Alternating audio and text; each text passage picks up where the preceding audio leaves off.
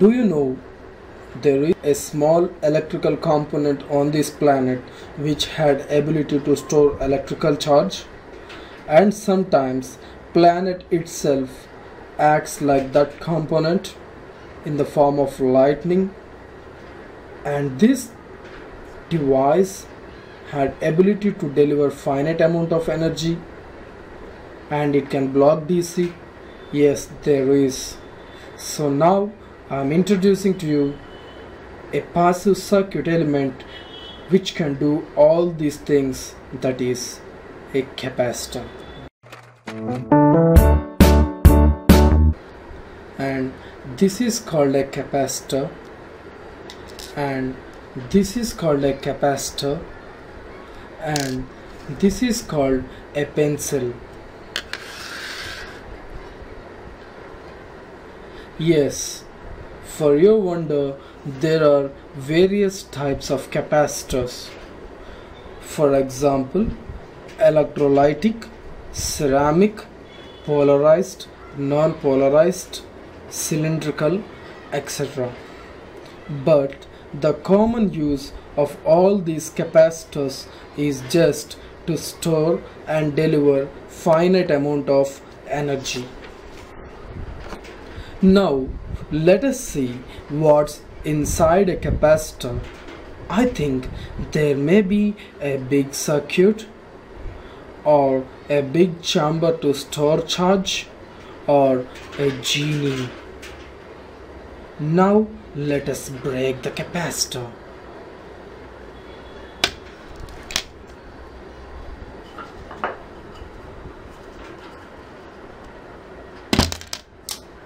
Oh, what? There are just two metal plates and a paper? What the hell? I expected something big inside a capacitor in order to store the charge. Oh, now I got it. This paper is called dielectric. A dielectric is simply an insulator. There are three forms of dielectrics. Which of them are not seen by human eyes nowadays because everything is polluted? They are solid, liquid, and gas. Depending on size and type of dielectric, some capacitors are used for some high frequencies and some capacitors are for low frequencies. Let us see what this dielectric is doing inside this capacitor and how this capacitor uses all the three things. Let us see the construction of capacitor. The electrical symbol for a capacitor is simply two parallel plates. As I said earlier, these two are conductors.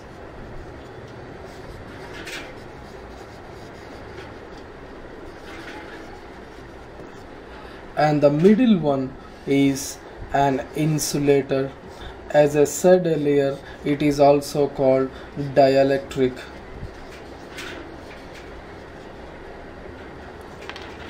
If you connect a battery across a capacitor, the negative terminal of this battery is ready to share electrons, so the electrons live in this path and it will settle here, and the atoms becomes negative ions on the one of the plates of the capacitor. And from positive side, the story is quite opposite. The electrons on the other side of the capacitor, the atoms will lose them and become positive ions. You may wonder why these ions are quite not attracting each other even though they are opposite in charge. I know your question is right, but I kept a strong resistive material, that is a insulator or a dielectric, which opposes the attractive forces between the opposite sign ions on the either side of the capacitor. Now let us enter into the mathematical world. Hey guys, wake up! Now it's time for some math. The units of capacitor are farads. Let us see how they came into this world. If you see a capacitor like this, and let us assume that a current I is passing through the capacitor whose capacitance is C, and the voltage across the capacitor is V. So the capacity of a capacitor to store the electrical charge is called capacitance. Confused? Don't worry, let me put it in mathematical expression. The capacitance of a capacitor is defined as I is equal to C dV by dt, where from this we can write C is equal to 1 by V I integral of dt. So from this expression we can easily conclude the units of capacitance. We can write the units of capacitance as ampere second per volt, or simply coulomb per volt. And this coulomb per volt is called 1 farad. F-A-R-A-D. 1 farad is very large value. Higher capacitance values requires larger packages. So let us see the behavior of capacitors in circuits. A constant voltage across the capacitor will result in zero current passing through it, such that we can see the above expression right here. See, by this expression I can conclude my statement.